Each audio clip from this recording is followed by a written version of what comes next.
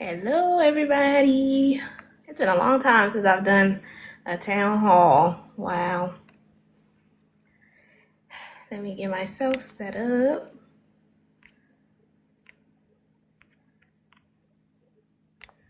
We finally have a candidate from Massachusetts. I'm excited.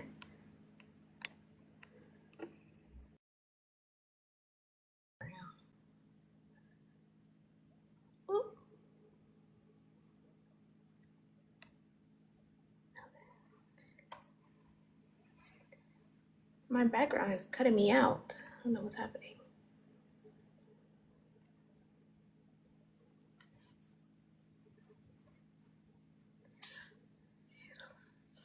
No, you guys take all the time. You guys fill it up so fast. I have no time to sign up. I enjoy doing town halls, every once in a while. Blessy is crazy, Ayana. I don't know where you got that from, but that's crazy. Let me share the live, post it on my story, repost the live.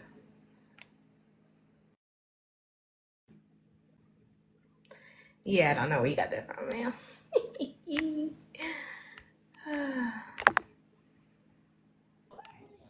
Can you see me and or hear me?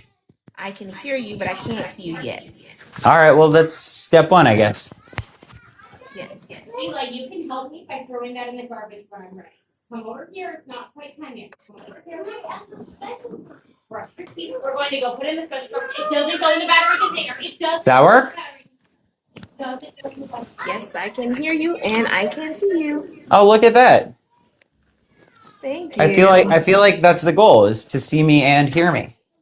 Yep. So we can get this town hall started. Hello. I do have you have a small echo.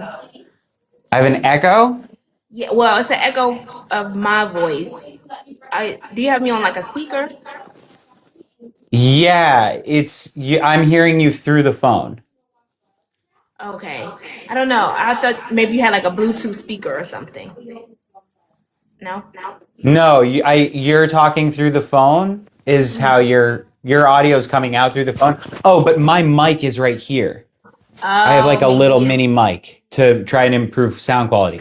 I can just deactivate that mic and you might hear me a little bit worse. But if you have an echo, that's probably a fair trade. Yeah, let's see if you turn off the mic and see what happens.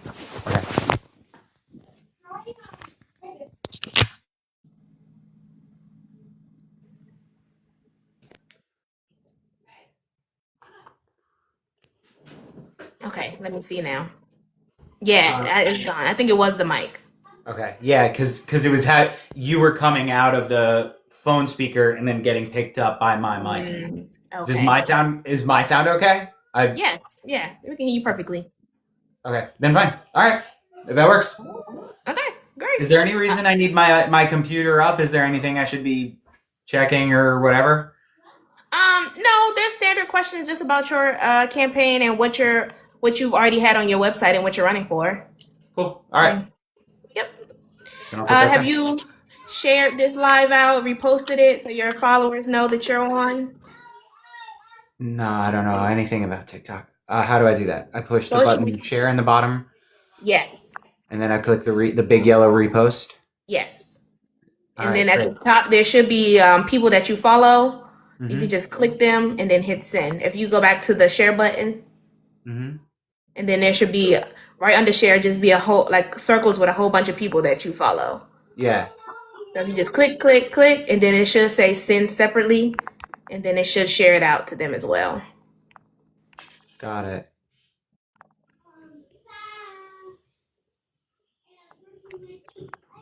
Yeah. And welcome in everybody as we're sharing out the live. Make sure you're tapping the screen, sharing the live, sending your daily heart me, doing all the things so we can get on the FYP so people can hear about Alex's plan as he's running for you as Senate for Massachusetts. All right. So I'm going to go ahead. I think we'll go ahead and get started. Hi, everybody. Welcome to our Vote Counts live town hall TikTok. I am your moderator, Blessings, and today we are here with Alex, and he is running for Massachusetts U.S. Senate. So I'll tell you who we are first, and then we'll just hop right into our town hall. So, Our Vote Counts is a nonpartisan coalition of citizens from diverse states and backgrounds, united by a shared commitment to empowering voters, promoting candidates who stand for integrity, inclusion, and accountability in the upcoming election. Formed by a collective of educators, veterans, small business owners, students, and community activists, Our Vote Counts represents the strength of unity across geography, race, and ideology. While our stories are different, our mission is the same: to ensure that every voice is heard and every vote truly counts. Through voter education, candidate outreach, and community engagement, we support leaders who are ready to serve the people and not special interests. By working across state lines and elevating local and national issues, we aim to increase voter turnout, inform public dialogue, and build momentum for lasting change. Our Vote Counts is more than a name. It's a promise, a movement, a rallying cry for democracy, and together we are shaping the future, one informed vote at a time. And that's who we are. Our Vote Counts. Like I said before, tonight we are joined with Alex. How do you pronounce your last name? Rikleen. Rikleen? Yep. Yes. Okay, so tonight we are joined with Alex Rikleen, who is a candidate for U.S. Senate for Massachusetts. And tonight we'll be talking about his background, his vision for the state, and of course taking your questions live. So how our town halls usually work is we just have a set of questions, about 5 categories, with about 2 to 3 questions in each category. And then we also take questions from the audience if they have any. And we also do what we call rapid fire, just to break it up, have some fun, so that people can get to know who you are. Cool? Sounds good. All right. So first, let's start with an icebreaker. If you could start a charity, what would it be for and why? Start a charity. Mm-hmm.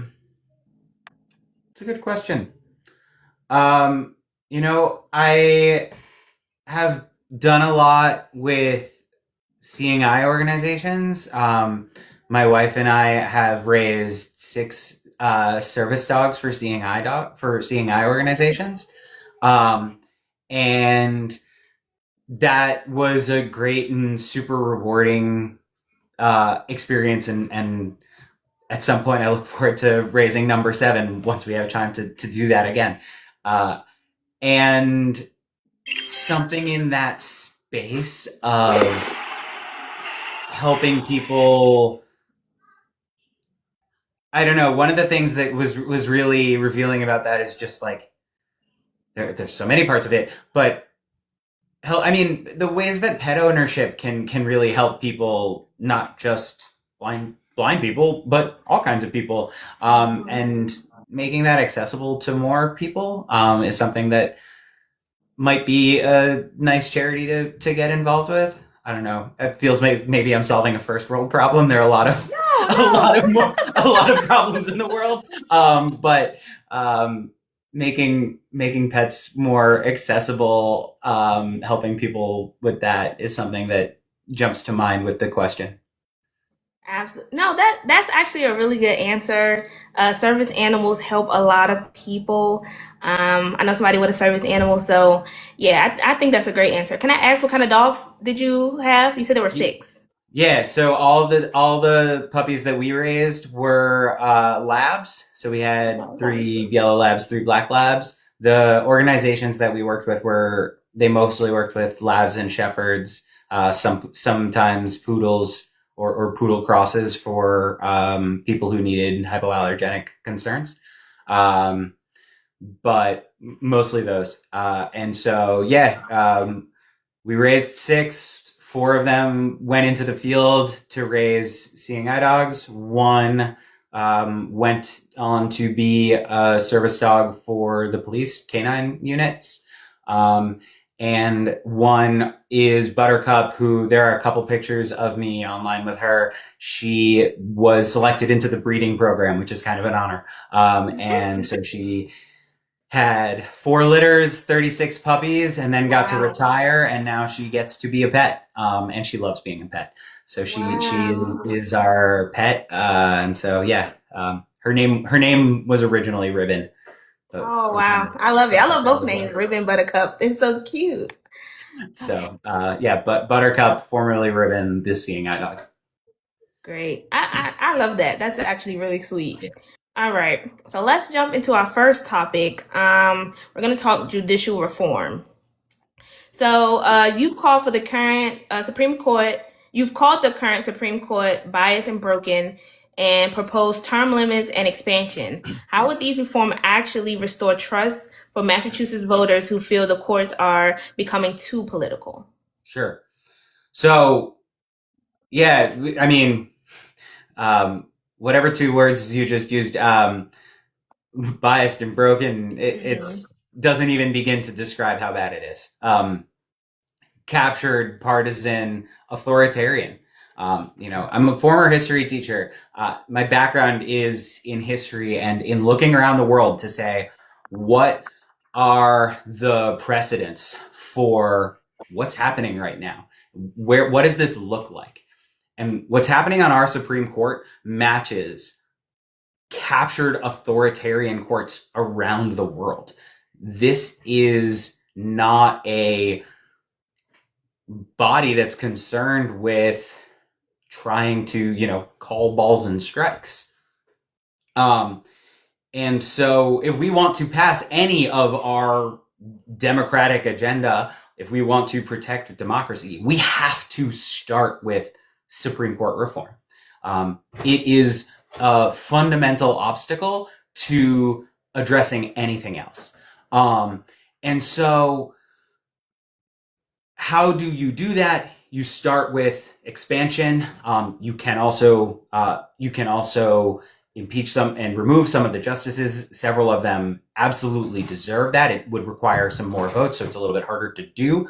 But you have to change the composition of the current court. But you want to pair that with some other reforms to build, as you said, build trust in the court. You want term limits. You want an enforceable code of ethics. You want a fixed appointment schedule. All of those reforms together help us make the pitch to the American people that we're not trying to play partisan politics here. We are trying to restore legitimacy to this captured authoritarian body. And if we stop at just expansion, if we stop at just playing with the composition, then that message becomes a lot harder to pitch. And in terms of, you mentioned, like, how does this help Massachusetts voters? Massachusetts voters want to protect the environment. They want access to reproductive health care. They want regulations on AI companies. They want all of these things that affect their day-to-day lives, and this Supreme Court is an obstacle to that. We have to say, we recognize that the Supreme Court is an obstacle to that, and we are going to fix it. Here's how we are going to fix it. Here's how we are going to fix it in a good faith measure. And it's a part of our ability to restore and repair and improve our democracy and set ourselves up to solve other problems. Absolutely, especially with the recent decisions within the Supreme Court. I know a lot of people are feeling that the Supreme Court are just not making the correct decisions for the American people. Alex, I want to go back a little bit though. I got so excited because you're our first Massachusetts candidate, and I'm currently in Massachusetts. And I'm like so just excited to talk to you, but I forgot to ask for you to introduce yourself and tell us why you're running for U.S. Senate. Sure. Where in Massachusetts are you? Middlesex County, so like Framingham area. Okay, not far. I grew up in Wayland. I live in Acton now, so that's almost neighbors. Mm-hmm. I was at a bridge protest in Framingham just earlier this week.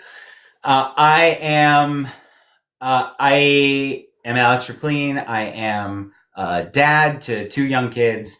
I am a local volunteer, trained as a history teacher, former history teacher. And I am an ordinary American who did not sorry, excuse me, just finished dinner, who did not expect to get into politics in this way. I've been around the political scene, but did not expect to be running for U.S. Senate. But I got into this, and I am doing this because I think that Democrats in Washington in particular are not meeting this moment.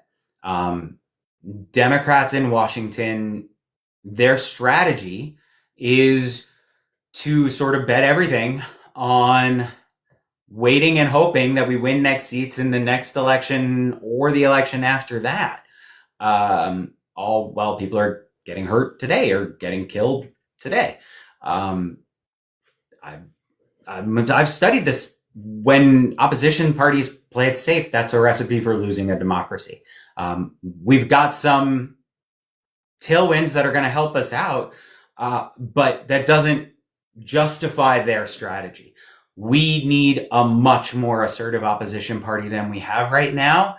And the Senate in particular is where an opposition party, a minority party, has the most tools available to be fighting back, to be getting in the way of nominees, to be blocking Trump's dangerous legislation. And I think that there is a lot more that we could be doing that we are not doing in that regard. And so that's why I got into this, because I felt that Democrats had elevated their language, but they were not matching that language with their actions. And that we had seen people with large national audiences calling for a more active, more assertive Democratic Party. We had seen 50-51 form from nothing to a nationwide protest movement advocacy group in a week. But the Democratic Party was still, in terms of their actual actions, not their language, but what they were actually doing, still pretty much acting normal. And I thought that what we needed to add to that fight was primary campaigns, especially in bluer areas, especially in the Senate. And I just so happened to be in the bluest Senate seat up for re-election this cycle. And so that's sort of what got me into this. Okay, great. Thank you. I do want to say before we continue that TikTok is funny with language. So you have to use like you're talking to a little kid. So the KILL word, you want to say like unalive. When it comes to reproductive health, if you want to talk about ending a pregnancy, you want to say AB. If we talk about GUN reform, you want to say pew pew. Just like very kid friendly language for TikTok. Okay. All right. Yeah. Thanks for letting me know. You're welcome. And also just want to let the chat know if you have any questions for Alex, feel free to put them in the chat or request up. I'm going to jump back into judicial reform. So Massachusetts voters tend to strongly support democratic institutions, yet nationwide confidence in the Supreme Court has dropped 50%. What steps would you take in the Senate to rebuild credibility and ensure the courts remain independent? Yeah, so, I mean, I think that we do have to sort of differentiate here. The district courts and the circuit courts, they're doing a pretty good job of staying independent.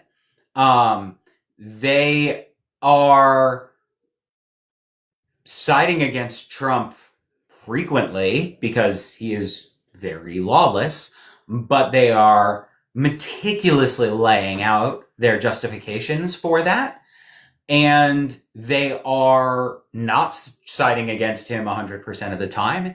And they are adapting their decisions based on the latest guidance from the Supreme Court, even when they are making it clear that they may not agree with the latest Supreme Court's decision. There are a couple of districts where things are a little bit out of control, most notably the 5th district. But overall, the circuit courts and the district courts are, generally speaking, doing their jobs pretty well. And so bringing legitimacy back to the court really does start with the Supreme Court. And I think that part of that is this sort of focusing on all of these reforms together.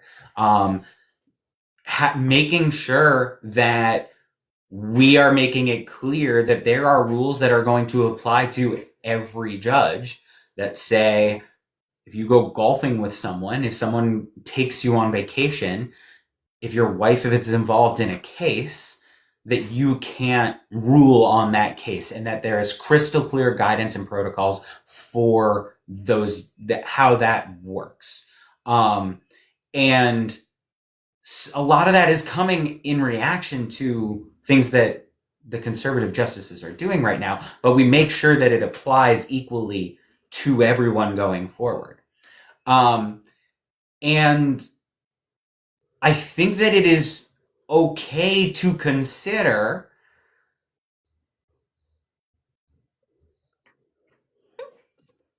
I think it is okay to consider who you are appointing and and in as you are filling in these new seats, and I think it's that, you know, that is a strategic decision for the next president to make in terms of, do I need to appoint some obvious centrist to this role to make sure that I am sending the signal of legitimacy? I think that that's a reasonable consideration and a reasonable debate to have. But I think that a lot of that can be solved by making sure that you are setting up institutional boundaries that apply to all justices equally, that signal credibility. Absolutely. And someone has asked a couple times in the chat, I am not currently in office. I have been around Massachusetts politics, but only on a volunteer level. This is my first time running for office. All right. Now, people might hear all that about the Supreme Court and seeing the rulings that they are making, but how do you explain to the average voter how changing the Supreme Court could truly impact things like healthcare, climate change, maybe the everyday cost of living? How is really focusing on the Supreme Court making those things different for the average voter? Sure, I think that's really easy. You know, how many people in this chat have a student loan? Whether you think Biden's student loan forgiveness policy was a good idea or a bad idea on the merits, he had the power to do it legislatively. The law was pretty clear that the president had the power to do that, and the Supreme Court just came up with brand new made up doctrine to get in the way and stop him from doing that. So anyone in this chat who had a student loan before, when was that? 2022? That's literally money in your pocket that the Supreme Court literally sat around and brainstormed, what do we do to stop this thing, to take money out of your pocket? I mean, the access to reproductive health care is a huge one. The ways in which they have limited that and made that harder, and are now considering blocking access to that via the mail. It looks like they're slow playing that, but it does look like that is something that they are strongly considering doing in you know, they're not going to do that next week, knock on wood, I guess, but it looks like that is something they are strongly considering doing 6 months, a year from now. That's half the population that is directly affected by that. I think that the Supreme Court really affects our lives in a ton of ways. I mean, our access to vote. How many people around the country are going to be losing access to vote because the Supreme Court just said that black people's votes only count if they vote for a white person. And black people can only hold office legitimately if they were elected by white people. I mean, that's what the ruling said. Not the Calais ruling, but the ruling the week after. They said the ruling the week after, the sort of clarification after Calais on I believe maybe it was the Memphis clarification. They basically said that even a geographically compact congressional district that is majority minority, if that is a different political leaning than the rest of the state, then the partisans are allowed to break it up to be less geographically compact. That's fundamentally saying that the only legitimately elected black person from the South is someone who is elected by white people. That's effectively what they said. I mean, it's infuriating. These are pretty. That's what the court is doing. So I do think it's pretty easy to translate it to people's lives. Okay, thank you. As you talk about voting, you just mentioned what the Supreme Court did with the Voting Rights Act and how it's definitely affecting minority votes, especially in the South. We see a lot of states doing redistricting and things like that. What actions would you take in the Senate to protect voting rights and ensure that every Massachusetts voter feels their voice is secure and counted? So we have some pretty good laws written that we just, as Democrats, have failed to pass. Going back to the last time Democrats were in power. You know, the John Lewis Voting Rights Act and the Freedom to Vote Act, or its stronger predecessor, the For the People Act, those are pretty good laws. We got to pass them. Make same day registration universal. Make no excuse absentee balloting universal. Make election day a holiday. Protect access for those who have various disabilities. Protect access for veterans. Protect access for minorities. Institute more avenues for people to sue when their rights are infringed upon. We have the laws written to push back upon that, but we just got past them. And we've known about this and we've been talking about it for years, and we haven't made the progress to prioritize this and get it done. But good laws, they've already been written. We just have to actually pass them. The downfall of the Voting Rights Act does add a new wrinkle that we are going to have to account for in our updated versions of this, probably, because those bills were written post Shelby County, but while there was still some semblance of a Voting Rights Act in effect. But we've got pretty good laws ready to go. We just need to put our energy into actually passing it.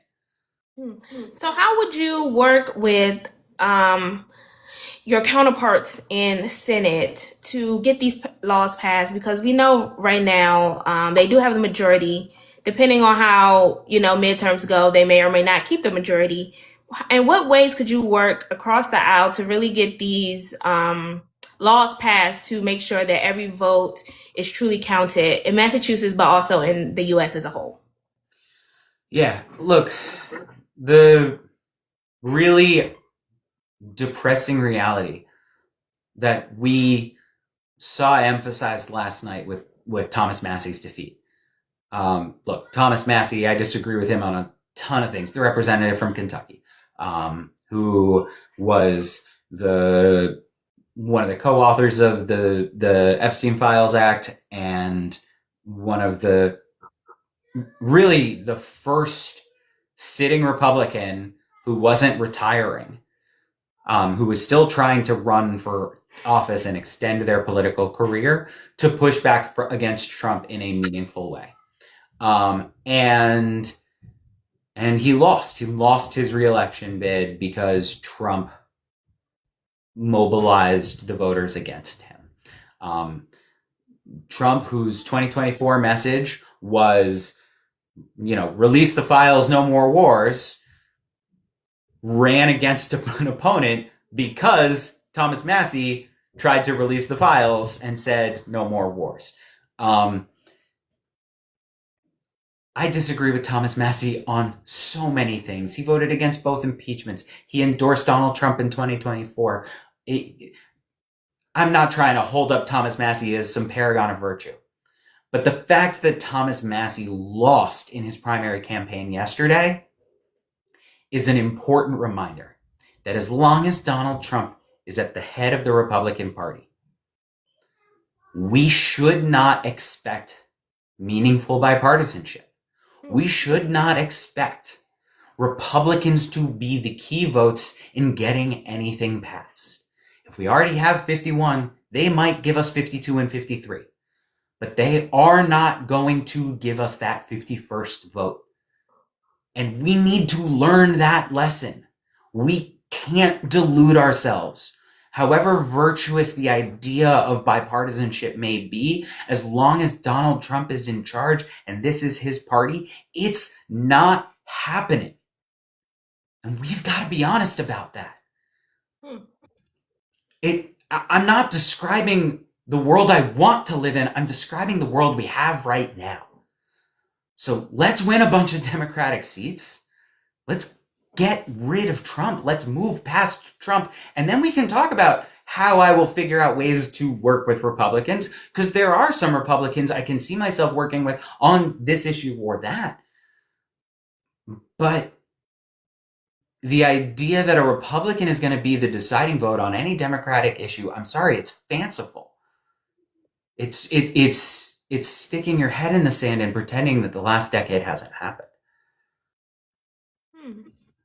Thank you for that. I've Sorry, heard it's a downer, but yeah, no. I've heard both sides of that, right? I've heard people saying there's no way that we could, partner with Republicans because they won't vote on anything Democratic that Democrats are putting forward. I've heard that we at some point we have to work with them to get anything passed. So it will be definitely interesting once midterms hit in November to see where we are, who's in majority, and how that's going to play out. So thank you for that. I mean, look, if we do win the majority, if we do get to 50 or 51 seats, that opens up a lot of possibilities, because just knowing that Democrats have the majority, it opens up a whole new range of game theory where you can, speaking of people from Kentucky who I disagree with on most things and am not holding up as a paragon of virtue, Rand Paul. I disagree with Rand Paul on even more things than I disagree with Thomas Massie on. But Rand Paul has been really consistent on his anti-war messaging, on the ways he has tried to stand up against drone warfare. I think that I could work with him on some of that.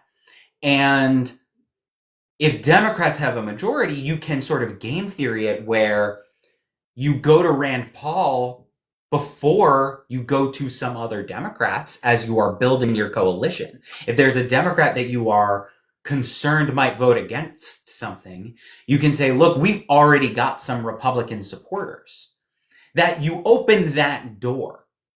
But the idea that if we have 48 Democrats, I'm going to get Rand Paul to be the decisive vote on anything, I'm sorry, I just think that's a fantasy. And not only do I think that's a fantasy, Rand Paul himself, to stick with the example, has said it's a fantasy. Last summer, during the Budget Act, Rand Paul voted against that. But before he voted against it, Rand Paul said, on the record, I am going to vote against this unless I'm the deciding vote. If I'm the deciding vote, we'll sit down and I'll make sure that I am not the deciding vote against it. He said that on the record explicitly. So it underscores the point of, as we're coalition building and making sure we pass legislation, maybe I can go to Rand Paul, get him, have him help me get a second Republican, and then I can go to some Democrat I was worried about and say, look, I already have 3 Republicans. I just need you as well. And that math gets easier if we're already in the majority. But the idea that we're going to get Republicans when we have 48, 49, it's not happening. Okay. Thank you. If there's anybody in the chat that has a question on any of things we've talked about so far, or and they want to request up or put it in the chat, feel free to. Alex seems very open to answering all the questions. He's given us all his ideas and how he feels about everything. I think I'm going to jump into a rapid fire really quick, just to lighten it up just a little bit. This is political, so it won't be as fun as our second one, but just to bring it down a little. Let's see. Who's your second one that's more fun than me? No, it's the second rapid fire, not a second person. Oh, okay. No, I was going to say. You're our only town hall for tonight. All right. All things Massachusetts. One word to describe your leadership style. Smiley. Smiley. Oh, okay. First bill or policy you would prioritize in office? Courts. Okay. Should the U.S. invest in more renewable energy? Absolutely. Federal voting standards or state-controlled elections? Both. Okay. Should the Senate limit executive war powers more aggressively? 100%. Okay. National curriculum standards or local control? A mix. You want some national baseline, some national guidance, but some amount of local control, I think, is appropriate. Okay. Thank you. Our vote counts. It looks like we do have somebody in the queue. If you could bring them up, I believe they're a private account, so only you can see them. So if you want to, you're gonna have to guide me. I use. Oh no, you're fine. I have volunteers who help me with my TikTok, and I don't use this platform very much on my own. So you're fine. Our host brought the person up. Okay, great. Thank you. Yeah, you're welcome. Bree, welcome to the panel.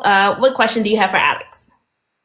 So I was in the middle of shopping for groceries that are super expensive, but I just wanted to kind of ask a couple of questions. One, whose seat are you trying to go for? The people's seat. I'm running against Senator Markey, but okay, the seats don't belong to anybody but you all. Well, I understand what you're saying, but I'm trying to visualize it, because obviously I'm grocery shopping, I'm trying to get home and get dinner, all that good stuff that we all do. Senator Markey. Yeah, thank you.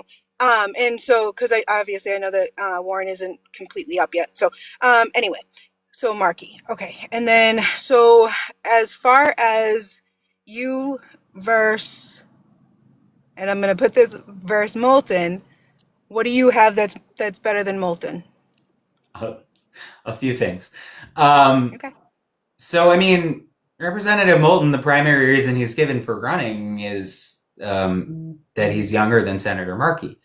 If that's all that it takes, then thank you, Seth, for your endorsement. Because I'm younger than him. And apparently that's the core qualification here.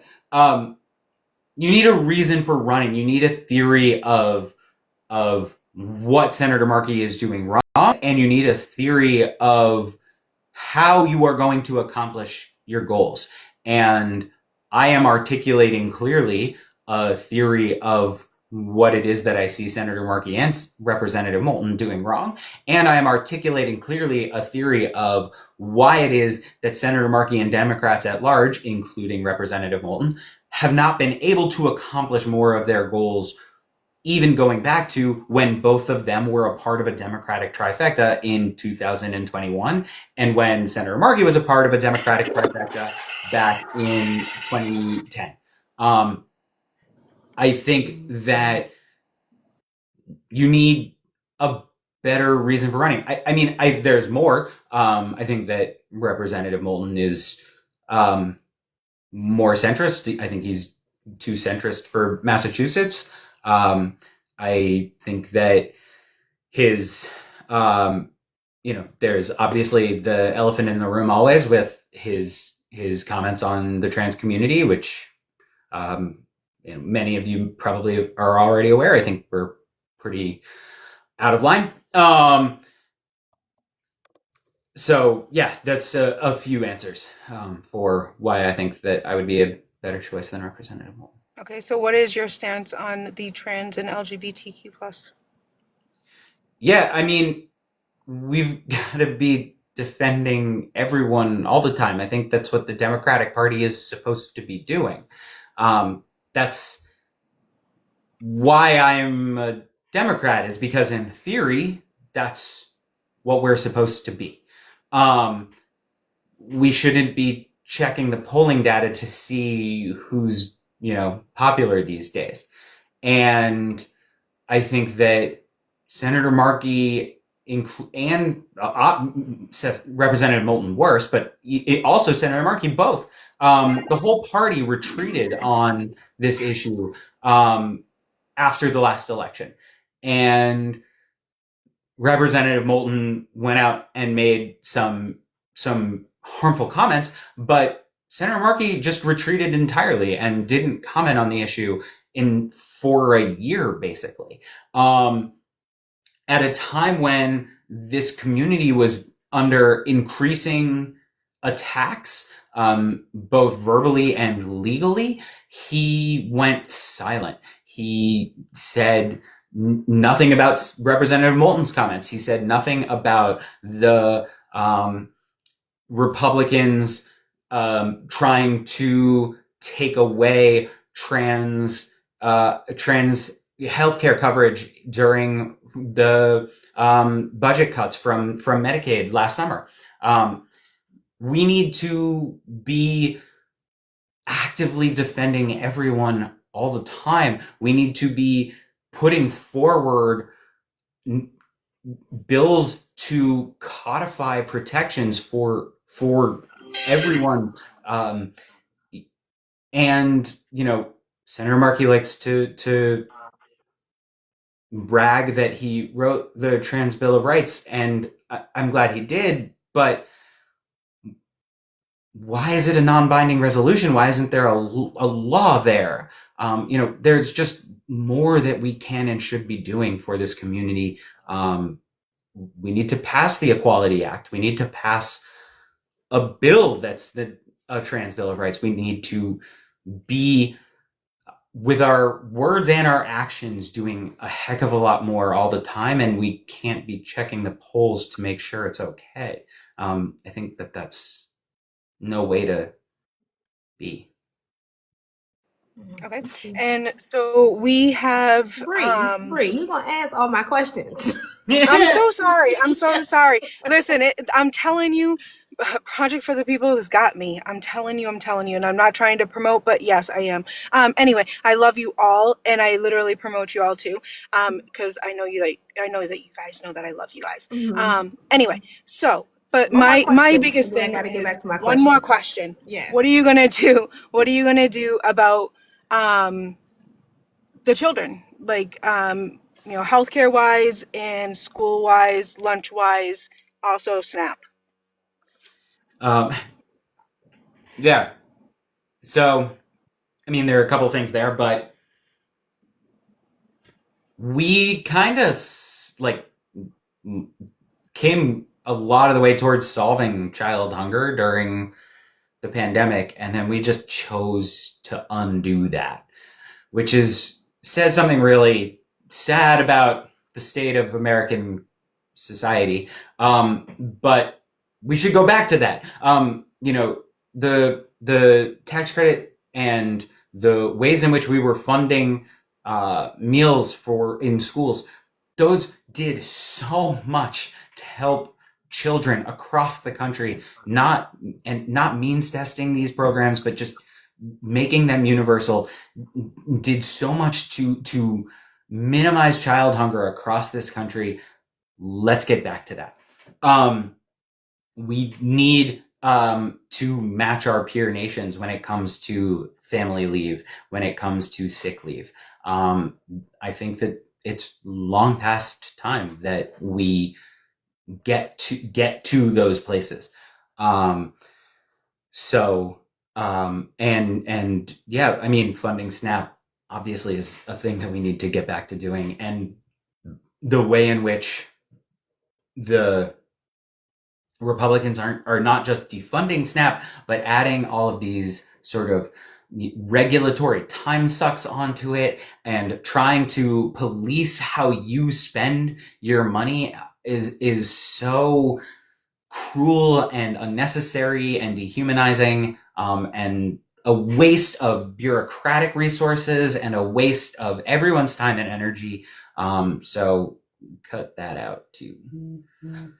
Great, thank you. And then I'm not gonna press you on what you would do for pre-K, but just so that you know, I am a proponent for free universal UK in Massachusetts, as well as making sure that Head Start is completely funded. I was a Head Start participant. My first son was, and my second one wasn't able to get in last year due to all of what was going on. So with that saying said, I was trying to obviously get into my little town of pre-K, and I am not able to because I was not able to because he did not qualify for an IEP, but also I did not have the money to be able to do that, even though I am very low income. So yeah, so that just a bird in your ear if you get elected. And thank you very much, and blessings. I love you, and thank you for letting me steal the show. I love you guys. I would support universal pre-K as well. I can't hear you. I was on mute. Sorry. Thank you, Bree, for coming up. She probably didn't hear me say that either. She did. She already kind of went into what I was going to go to next, which was social programs. So we can dive into a little bit of it. Massachusetts, we know, has one of the highest median incomes in the country, but also high costs. How would you ensure programs like she talked about, child support, food assistance, housing aid, are reaching the people who need them the most across the state? It's not just high cost. Most studies show that it is the highest cost state in the family to raise a family. So yeah. So all of these programs, matter even more. What were the specific programs you named about? The specific questions you were asking about? Things like child support, food assistance, and housing aid. Yeah, I mean, I generally support expanding all of those. I don't have a ton more to say about that. I think that these kinds of programs work. They help people. When we know that things work and they help people, we should do more of them. I don't know. Sometimes questions are complicated and sometimes they aren't, and I feel like this one's not super complicated. Yeah, let me ask this then. So because we know under this administration they often talk about fraud and abuse and people abusing the system, are there ways to really ensure that the people who need them are getting them? Should there be new rules, new regulations, more oversight? In what ways could, at the federal level, we make sure that the state is really getting this money to the correct people and people who are actually in need? Yeah, it's kind of a frame that I think we really should just be pushing back on more. Look, waste happens, and that is something that we need to be cutting back on. And that is something that we need to be minimizing. And the way you do that is by funding auditors, by funding the internal bureaucrats, to make sure that is minimized. But that's actually something Republicans tend to cut. Fraud and abuse, they happen, absolutely. But they don't happen that much. And we actually do an okay job of catching it. And if you are funding the auditors to make sure you're keeping track of minimizing the waste, they're going to pick up on the fraud and the abuse, and they're going to capture that, and they're going to be able to forward that over to the people who investigate and prosecute criminals, which is a separate system. We don't have to make our civil infrastructure worse because of this Republican talking point. We don't have to we don't have to play that game. We have, if something is illegal, it's already illegal. We don't have to make poor families' lives worse because we're afraid of that. Fund the auditors, minimize the abuse, and the auditors will pick up on the fraud while they're doing that. So I think I said the wrong word. Fund the auditors to minimize the waste. They will pick up on the fraud and the abuse while they are doing that, and they will be able to forward that over to the prosecutors who will investigate the criminals when they occur. And that is, we do not need to cut back on our social safety net and make people's lives worse because of this bad faith effort to demonize poor people. Fund social safety net programs that make people's lives better. Absolutely. You emphasize, as you just talked about, improving quality of life and economic fairness. Since many families are juggling multiple expenses at once, what would success look like in strengthening social programs so that parents, seniors, and working households can actually feel the relief day to day? Yeah, I mean, part of it is just making these things more accessible. We've got to decrease the burden of accessing them. We've been playing this game for at least 30 years and probably longer, where conservatives have been effectively messaging that we need to be worried about waste, fraud, and abuse, or we need to be worried about the, welfare queens, or we need to be worried about this. And so they keep adding all of these logistical hoops to make it harder to access these services. And we keep cutting back on these services. And Democrats do a bad job on pushing back on the messaging, and instead we kind of say, oh yeah, that's a good problem that you raised. Let's solve your problem and give you this political win. And we go along with it, and we make it harder to access these programs, and we cut back on these programs. I think the solution is to go the other direction.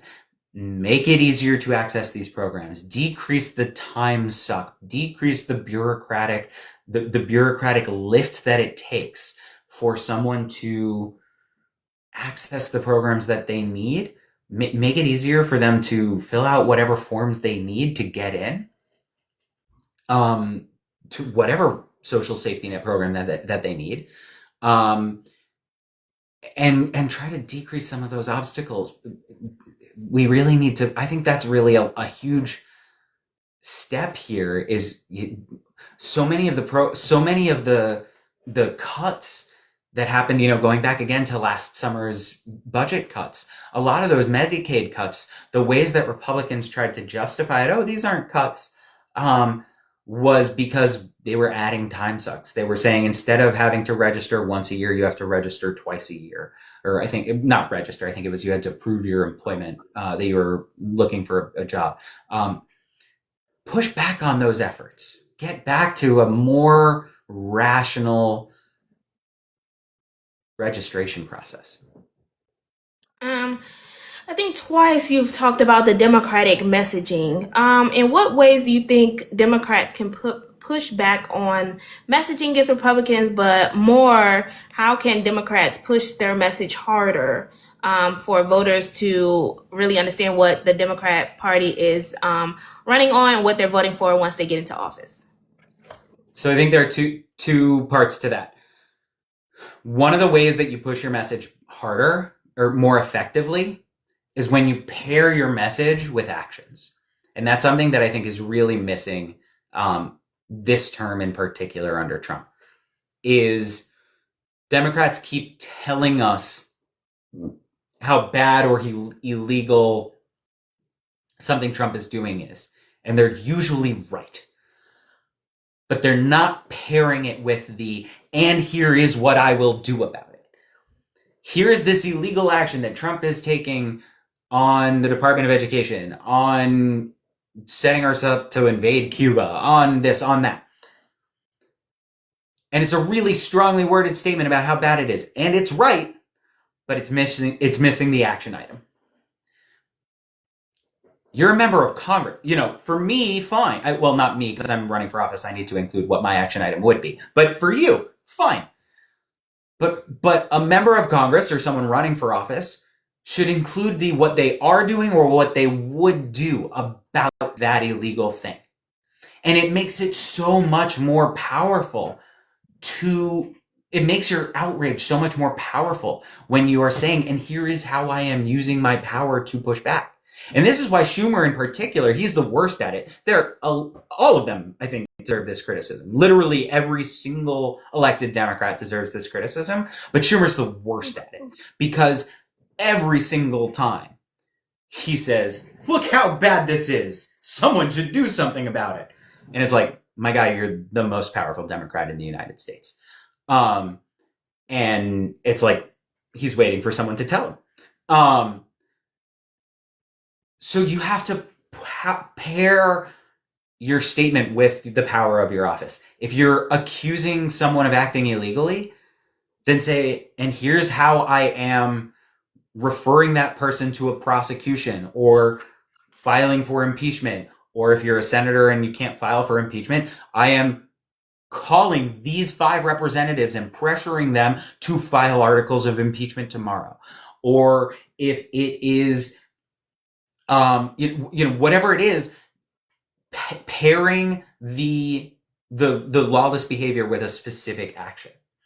If it's the Department of Education is doing something wrong, then say, okay, and so I am going to take these steps to block all appointments to the Department of Education. If whatever it is, you've got to pair actions to the statement. I've now repeated that so many times. I'm going to move on to my other point. Then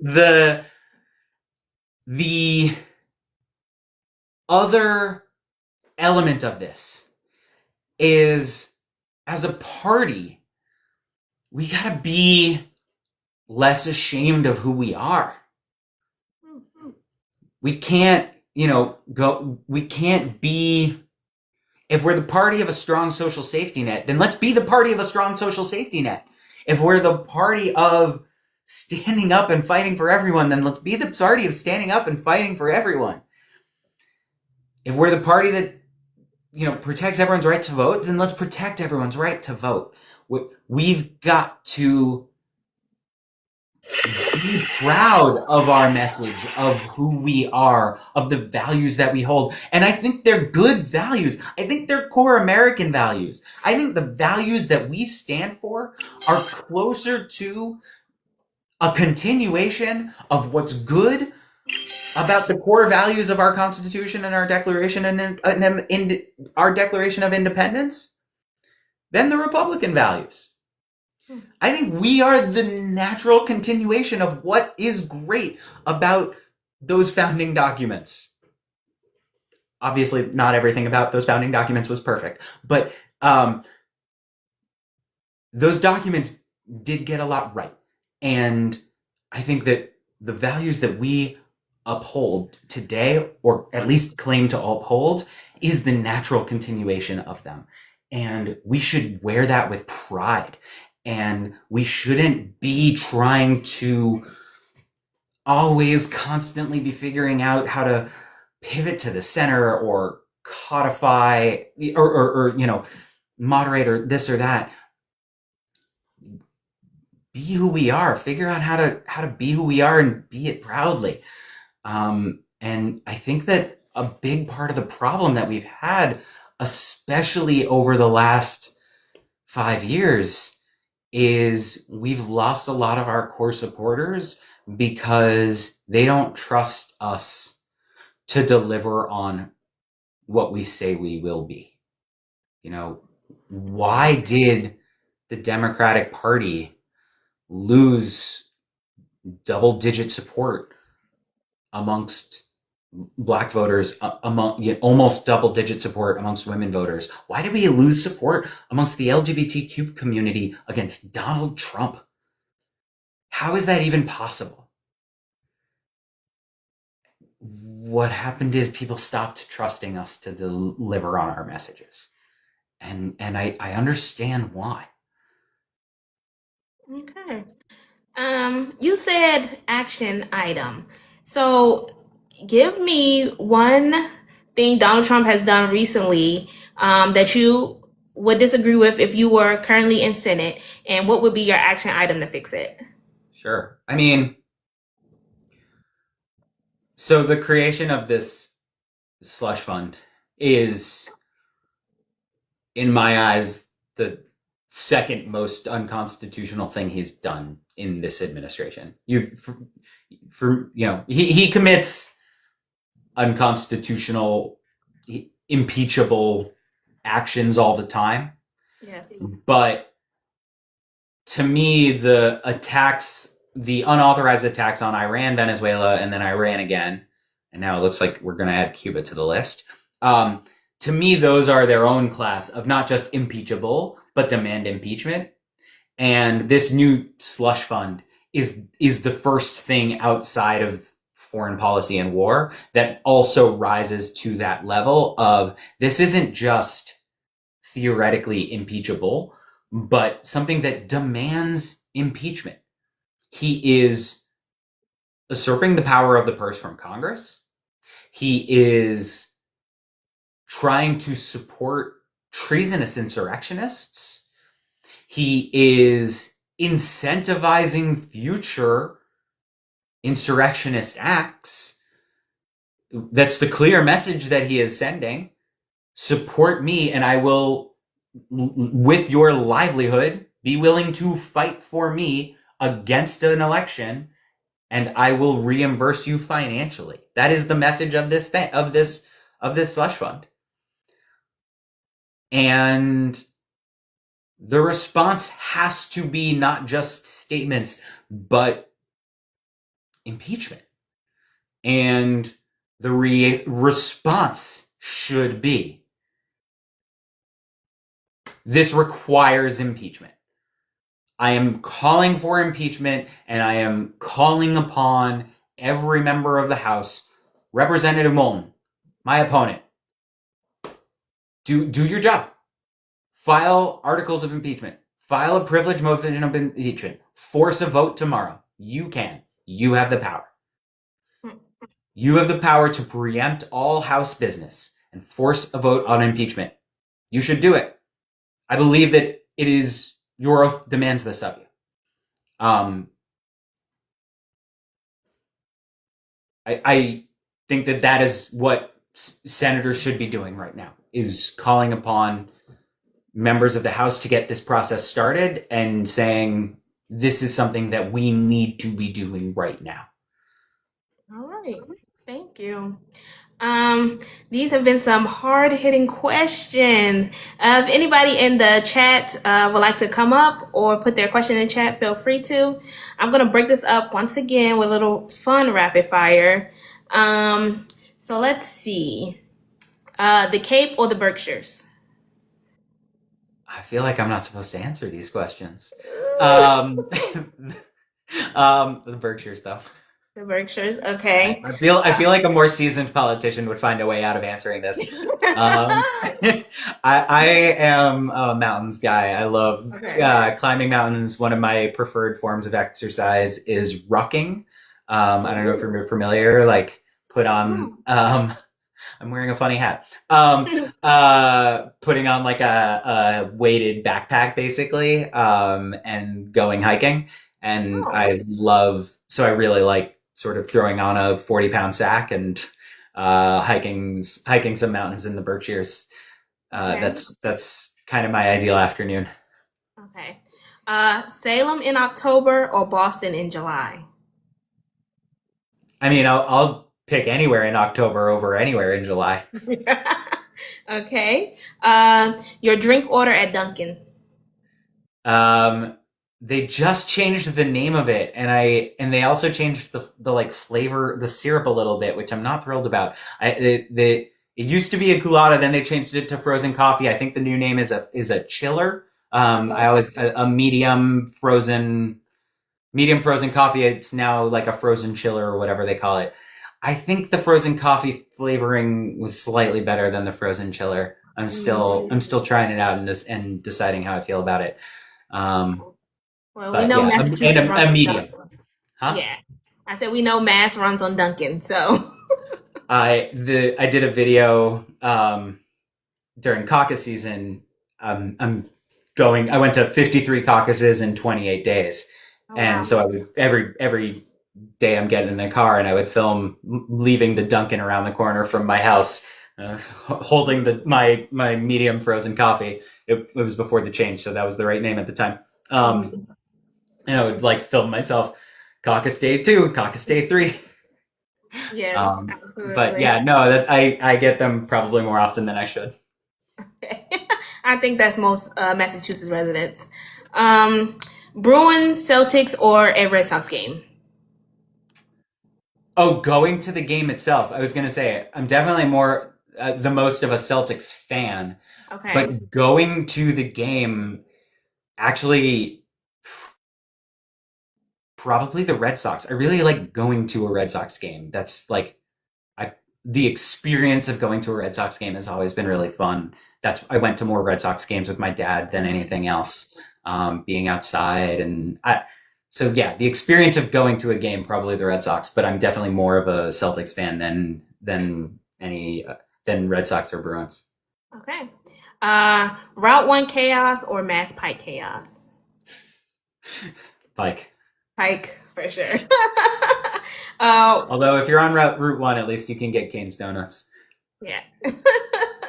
Last question. Travel back in time or into the future? I like really, really want to see what the future holds. Like this is a long-standing thing with me, but also I would be a little afraid that it would be disappointing. And as a historian, like going back and seeing what these things that I've read and studied about, seeing them firsthand, I feel like I'm less likely to be disappointed. And so I think I got to go with going back in time. Okay. Is this a question? They put a hot dog with the beer. Is that the question? I had a hot dog at Cabot's this morning. Cabot's in Newton. Good hot dogs there. I'm a transplant. I moved here in 2020. So I'm like, and I know at the game. At the game. They put hot dogs in a beer at the Red Sox game. I think I'm going to pass on that. I am going to Pride Night at the Red Sox in like 2 weeks. I probably won't put a hot dog in my beer while I'm there, though. I will probably pass on that. Yeah, I am a transplant, so I moved here in 2020. So I haven't been to a Red Sox game yet. I need to go. Clearly, it's fun. Yeah. It's no. I mean, it's cheaper than the other games too. It's more expensive than other. It's expensive compared to the other other Major League Baseball parks around the country, but compared to Bruins and Celtics, it is cheaper. So there is that advantage. Okay. So she meant separately, like just a hot dog with the beer, not like in your beer. Yeah. That actually, baseball stadiums are doing weird things, and so I legitimately was just like, all right, yeah, I wouldn't doubt it. Like baseball stadiums are always trying weird things. There's a Blue Sky account that's just like weird stadium foods. And 1 in 10, I'm like, yeah, I'd try that. And the others, I'm just like, hilarious. But 1 in 10, I'd try. Yeah. Okay. So I thought it was just one of those weird ballpark foods. Yeah, check it out. I think it's a Blue Sky account. It could be Twitter, but I think it's Blue Sky. Okay. We're going to have to check that one out. We're going to jump into our last category. We're going to talk about immigration. Okay. So you've expressed support for... I'm glad we lightened the mood. I know. Yeah, that's why we try to do these rapid fires, because it gets intense when you're answering these questions, because like democracy is on the line at this point. Yeah. So it gets very intense. So we try to break it up, have a little fun, but we got to get back into it now. All right. You've expressed support for comprehensive immigration reform, including a pathway to citizenship and protections like the DREAM Act. How would those policies directly impact immigrant families and communities here in Massachusetts, especially in cities like Boston and Lowell? Yeah, I mean, I think they would have a big impact. I think that we need a lot of immigration reforms. We need to make it easier for the people who have been here contributing to our communities, whether dreamers or not, to remain here safely and not be so fearful for their lives. I mean, many of you may have spoken to some of these people, and if you haven't, the conversations go as you'd imagine them to. There are people who are limiting their activities because they are afraid of ICE, of CPB, of the ways in which the world has changed, and making it so much harder for them to go about their lives. A stat that was going around a little bit ago, and it's a depressing stat, but even more depressing is the fact that people aren't talking about it anymore as much as they were a couple months ago. Framingham, their population, their day-to-day student population has decreased like 600 kids this year. 600 kids per day on average are staying home. We don't think that those families moved.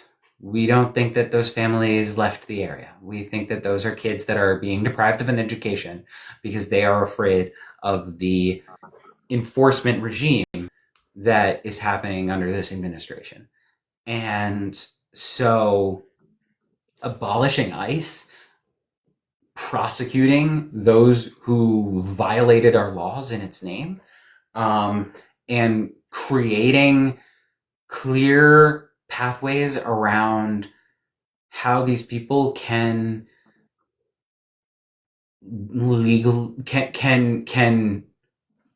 preserve their rights to be here and know what's allowed and have that be crystal clear, and have confidence that it's not going to change on a whim, that they're not going to go to a court date, go to the courthouse the way that we're asking them to, and then have their life be upended while they're there. Have confidence that that won't happen.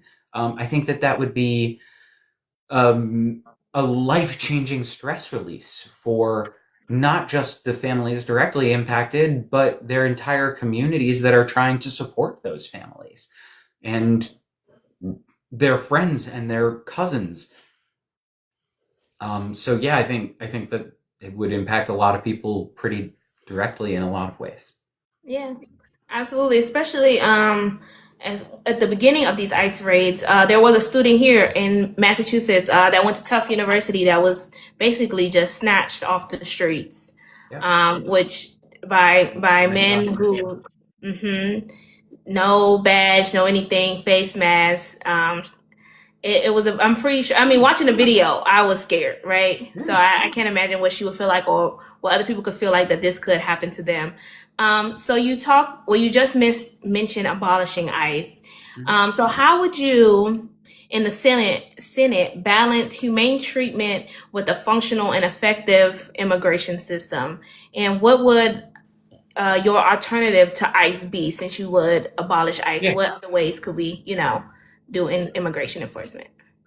I think one of the things that often gets lost in this conversation, and part of the reason it gets lost, is because conservatives deliberately want this lost. They try to muddy this water.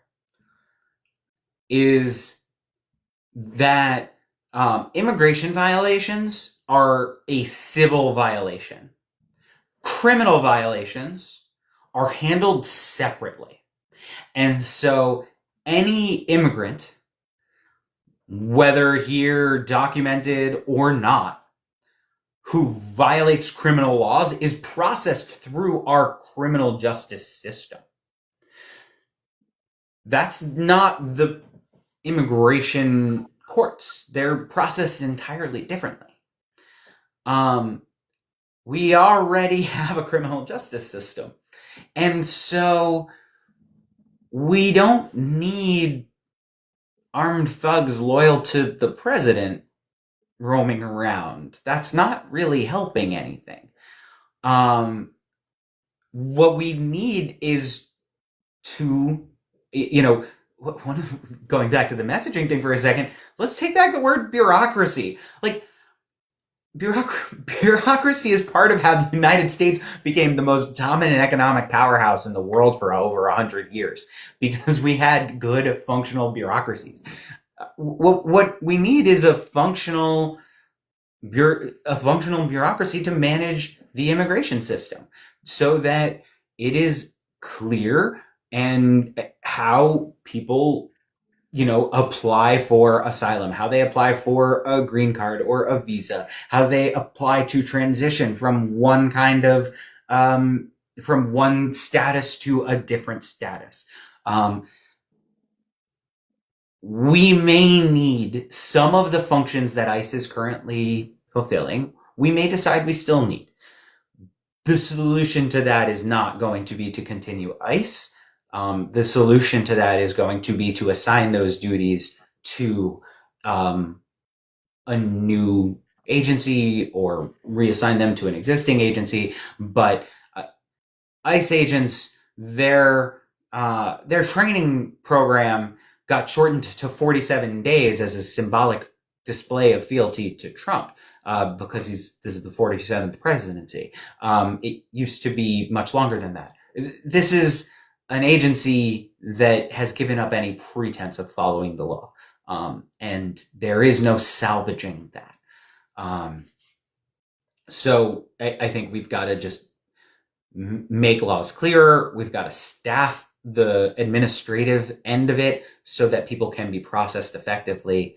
And to the extent there are things that we decide ICE was doing that need to be continued, the answer is not to continue it with this current agency. Okay. Thank you. We're getting close to the end. We got about 13 minutes left. So I want to ask you, we're going to jump into our closing questions. I just want to give the audience again another chance. If anybody has any questions, feel free to request up or put it in the chat. And Alex, I want to ask you before I go into our closing questions, was there any topic or policy that you really wanted to prioritize that we haven't covered today? So, my big three, I focus on structural reform, and my big three are the Supreme Court, which we talked about, voting rights, which we talked about, and campaign finance reform, which we haven't really talked about. So, we could talk about that for a minute. But otherwise we have sort of hit on my core things. With campaign finance reform, I think it's similar to the impact of the court. If we want to accomplish democratic priorities in a lasting way, and if we want a functional, lasting, small d democratic form of governance, we need to get money out of politics in the way that it is right now.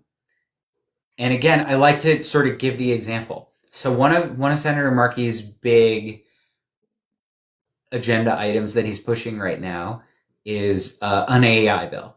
I think it's fine. It's not perfect. Some good things, some bad things.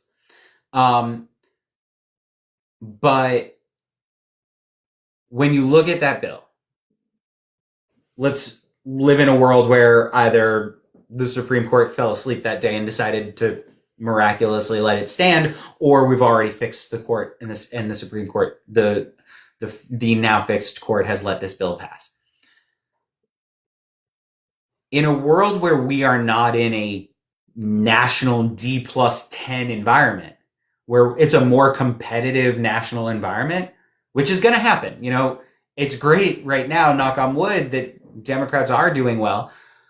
But even in this environment, we just lost 2 Supreme Court seats in Georgia last night. Even in this environment, we're not sweeping everything, and we're not going to have this national headwind or national tailwind helping us all the time. What is going to happen to Senator Markey's AI bill in a more even environment when the largest companies in the history of the world are spending recklessly on candidates specifically to get that bill overturned? And why wouldn't they? On the scale, it's a drop in the bucket. To flip a House district, even an expensive House district, $5 million. That's an expensive one. You can usually flip them for less. That's literally pocket change to some of these massive, massive AI companies. Why wouldn't they do that if they view Senator Markey's bill as a threat? So if we want to pass legislation and have it stick, we have to think about the fact that campaign finance is an obstacle to that. If we want to pass legislation that addresses social media, some of the other biggest companies in the world, and do that in a way that it can stick, we have to address campaign finance, or those companies will fight back, and they have enough money that they can easily do it. So we have to address campaign finance. We have to fix Citizens United. Obviously, the long-term goal is a constitutional amendment that declares that Citizens United was wrongly decided and that money is not speech. And that corporations are not people. That's the long-term goal. But we can't be waiting. We have to be doing stuff right now, too. We need to, as soon as we fix the court, be bringing up a new court case to try and reverse Citizens United, which we can be working on as soon as we get a new court. We also can be doing things right now. We can invest in enforcement right now. There are laws on the books. They are limited, but they do exist. The laws around preventing super PACs from cooperating with campaigns effectively are not enforced right now. Fund the FEC. Enforce those rules. That is something that we could do tomorrow. It would be in compliance with even what this Supreme Court, the limited things that they've allowed us to do.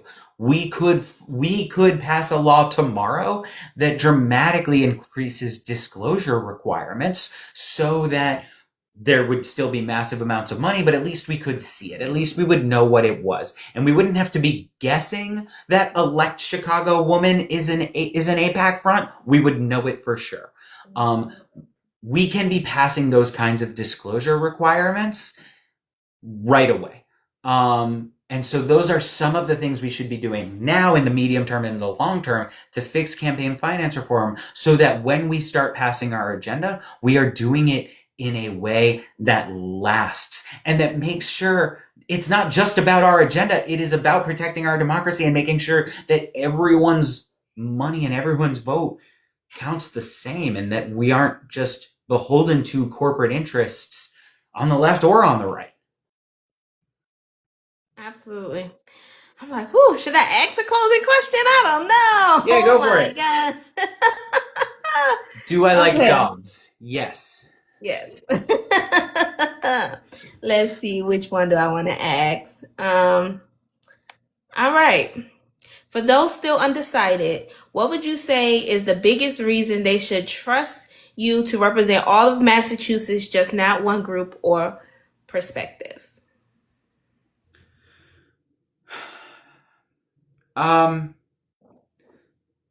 You know, I think on some level it's a fair question, but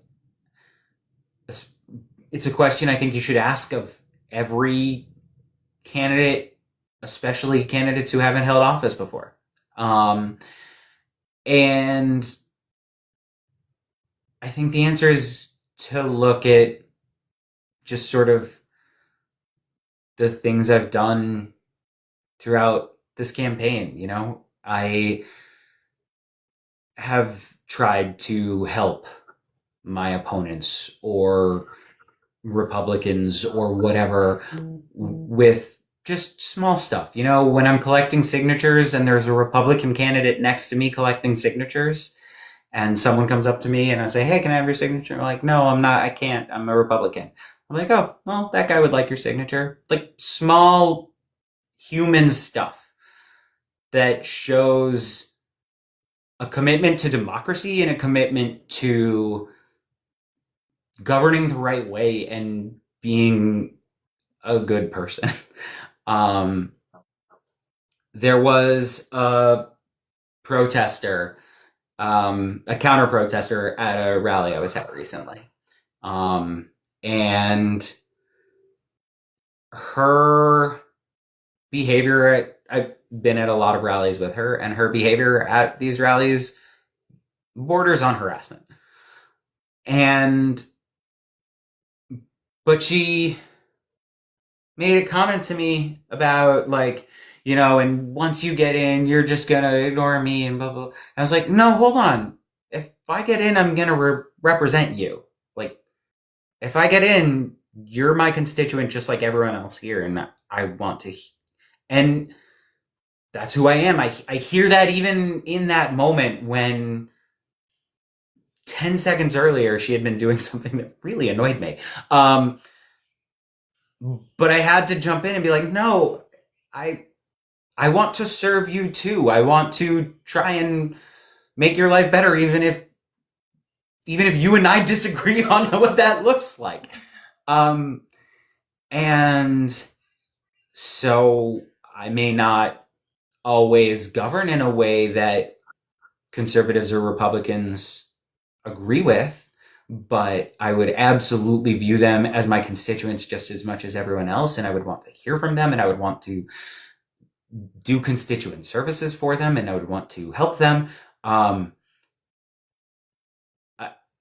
take that really, really seriously. I am running for a public position. Just, you know, I know that when Bree asked her question earlier and she said, "Whose seat are you running for?" I know that my answer is a little bit obnoxious, but it's kind of that thing in me of like, no, this seat doesn't belong to Senator Markey, and the other one doesn't belong to Elizabeth Warren, and the other one doesn't belong to, you know, Catherine Clark or McGovern or whoever. That's not who the seat belongs to.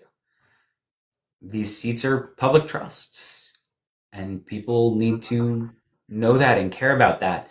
And it's one of those like few little things where I just like I always say it, even though I know I'm probably annoying voters when I do, because those seats belong to us. Absolutely. Well, it looks like we have somebody has requested up. Ayana, welcome to the town hall. What question would you like to ask? Sorry. Welcome to the town hall. Like I haven't been here the whole time. Yes, Hello, Ayana blessings. is one of our moderators. I was going to say, I feel like this person invited me in. Yes. Hello, Alex. How are you? I'm doing all right.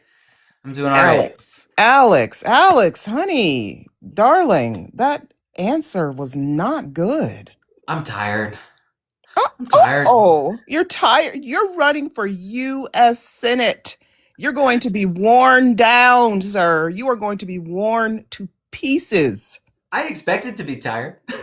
Yes, you're going to have to act like you're not tired, even though you are. Like when your kid wants you to read them a book before bed and you're very tired and you really want to go to sleep, you still have to do those voices You have to, flip the pages and try to stay awake. That's what you're going to have to do. You really are. I want you, and this is just my personal thing. I want you, that last little piece you said about the seat belonging to the people and not to politics or parties or an ideology. I really want you to hone in on that. We have a lot of independent voters that base is growing. We've seen that this year, and they really are not looking for somebody who's just coming in to uphold some party's values or ideologies at all. They really want somebody who's going to be there for them and answer to their interests, and their interests are a mix. They're conservative, they're Democrat, they're progressive, they're practical, but I think that last part that you said, you really need to find a way to expound on that and make that your answer. I'm not telling you what to do, but I have spoken to like 89 candidates on this thing. So Yes. She's our top moderator around here. but that last little piece, oh, thank you, blessings. That last little piece says it all for independent voters. They have a mix of interests, and you really need to make sure they understand that you would represent the people and not the particular party that you're running for. So that's all I wanted to say.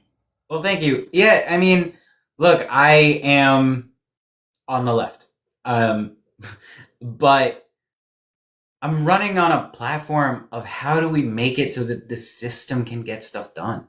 Yes. Because whether you agree with my solutions to solving problems or you don't, the reality is that the systems right now are not doing a good job of solving any of the problems and they're not, we can't pass a progressive or a leftist or a moderate or whatever. We can't pass any of those proposals right now. And so I want to get to a place where the policy dispute, where that fight can happen, where that argument can happen. And we're not there right now. And so it's one of the things that I think can help me appeal to independents, despite the fact that I'm going to be to the left of them on a lot, is because let's get to a place where we can have those policy disagreements. I mentioned Joe Biden's student loan forgiveness plan. I think it's great policy, but I think that's also a really interesting debate. And I don't think that debate matters right now because the structures are not going to allow us to pass a student loan forgiveness policy. And so I want to get to a place where we can have that debate and say, is student loan forgiveness the best policy, or what alternatives are there? I want to have those debates. We're not there right now. We're not, but we are at a place where we can emphasize that the Republic, in order to survive, it's 250 years it's been almost. In order to continue on for another 250, it has to invest in its citizenry. And what does that look like? Yeah. That looks like affordable health care, not just an Affordable Care Act, but actual affordable health care. It looks like healthier citizens. It looks like helping people with childcare because they want to work, because we're going to create lots of jobs and people are going to need childcare to go to work. So how are we going to bring that back? Because now the president has taken money out of childcare subsidies, and that's going to affect, I don't know, something like 1 million people or something. The Republic needs to find a way to get back to investing in its citizenry, and it's not doing that.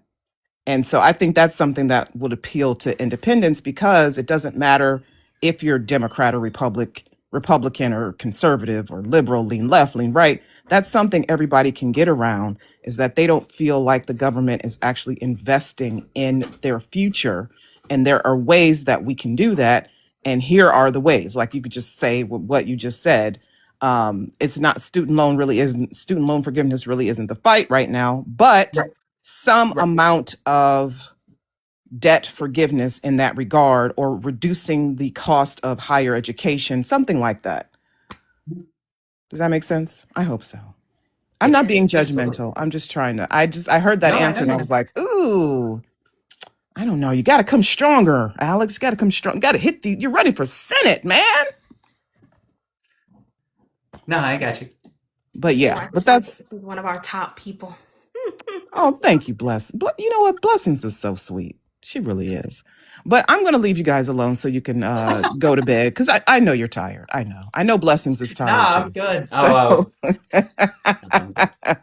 good. Okay. Have a good night, y'all. Thank you. Thank you for coming up. Yes, she is our lawyer. Absolutely. Alex, this has been a great town hall. I want to thank you for being our first Massachusetts candidate. I've been trying to get Massachusetts candidates since we started in September, and it's took this long, but that's fine. I'm excited you were here. I'm excited you were able to answer some of our questions. If you want to plug yourself, give the people all your socials, how can they follow you? How can they support you? And also tell us when the primary is. Sure. So, I am not Rabbi Michael Ben Yosef. I think. Yeah, no, that's our next town hall. Okay. OVC is a little ahead of me. They're moving faster than I am. Go ahead. All good. Just making sure. I am Alex Rikleen. I am running for U.S. Senate in Massachusetts, and you can go to my website alexrikleen.us, RIKLEEN, and links to donate there. Links to all my socials are there. Most of them are linked right on the website. If you can't find the one you're looking for on the website, click the link button, and that's to a larger link tree. The primary is September 1st, but also there is a Massachusetts Democratic Convention is May 30th. So 10 days from today. And that is a huge threshold for this campaign. We need 15% of the vote. All the candidates do 15% of the vote in order to stay on the primary ballot. So, if you know anyone who's a delegate, or if there's anything you can do to support or boost us between now and May 30th, that is really helpful and valuable because that is a major upcoming deadline threshold, etc. So May 30th is the convention. September 9th is the primary. alexrikleen.us. And thank you for having me. Thank you for the opportunity to be here. Thanks for talking to you. It was a lot of fun. Great. Thank you. I wanted to mention that during the town hall that is Massachusetts, I know we're trying to end, but is Massachusetts the only state that does the Democratic Convention, like far as the state? The only state that has both. Okay. So there are other states like Connecticut or Colorado where there are multiple avenues to get on the ballot where you can do either signatures or the convention. Okay. Massachusetts is, as far as I know, and we did try to check, it's hard to run down 50 different states, especially when it doesn't actually matter to your campaign. But as far as we can tell, Massachusetts is the only state that requires both a large amount of signatures and getting a meaningful threshold of support at a convention. So in that way, Massachusetts is very difficult. There are a couple of states that compete for the title of hardest to get on the ballot for. Connecticut, the signature threshold is a little bit higher, and they are more restrictive of who you can get signatures from, and their conventions are smaller, so getting the delegates is a little bit harder. So Connecticut's pretty tough. Virginia's tough because you have to get your signatures from specific regions, and you don't also have these alternate regions. There are a couple states that can compete for the title of most difficult to get on the ballot, but Massachusetts, we don't make it easy to challenge an incumbent. Absolutely, yeah. I was looking into that, and I was like, wow, I didn't even know that states did their own like mini kind of DNC. And I already know, I think the state's RNC has already happened or about to happen. I've seen some news on that one already. That it just happened. So the Republican convention is a perfect example of this. The Republican convention already happened, and there were 3 candidates for governor, and one of them didn't hit the 15% threshold, and his campaign is over. So now it is just 2 candidates running for governor in Massachusetts on the Republican side. And the 2 that advanced are the more MAGA-y ones. All of them were more MAGA than Charlie Baker, but of the 3, the one who was the least MAGA is the one who got eliminated. But that's beside the point. The point is it's a perfect demonstration of this 15% rule. The one who got eliminated got 14%. But they were a couple delegates short. I think the final tally was like 6 or 7 delegates short. They didn't miss by a lot, but they didn't get the 15. They're out. Okay. All right. Thank you for explaining that. I want to invite you and the audience tomorrow. We are having another town hall at 8 p.m. We have Rabbi Michael Ben Yosef, and he is running out of Illinois, but he is running for U.S. president. So he's our first candidate we're having that's running for president. Wow. This will be amazing. So if you have time to stop by, and the audience as well, again, tomorrow, Thursday, May 21st at 8 p.m. I want to thank you again, Alex, for coming to our town hall, for sitting with us and answering our questions. And I want to thank the audience for participating and listening and enjoying this conversation. And I want to remind you guys again that we are Our Vote Counts, a nonpartisan movement uniting Americans from all walks of life to empower voters, support candidates of integrity, and make sure every voice is heard through education, outreach, accountability, and action. We're building a stronger democracy, one informed and vote at a time. Join us because your vote is your power. Good night, guys. See you tomorrow. Thanks for having me. You're welcome.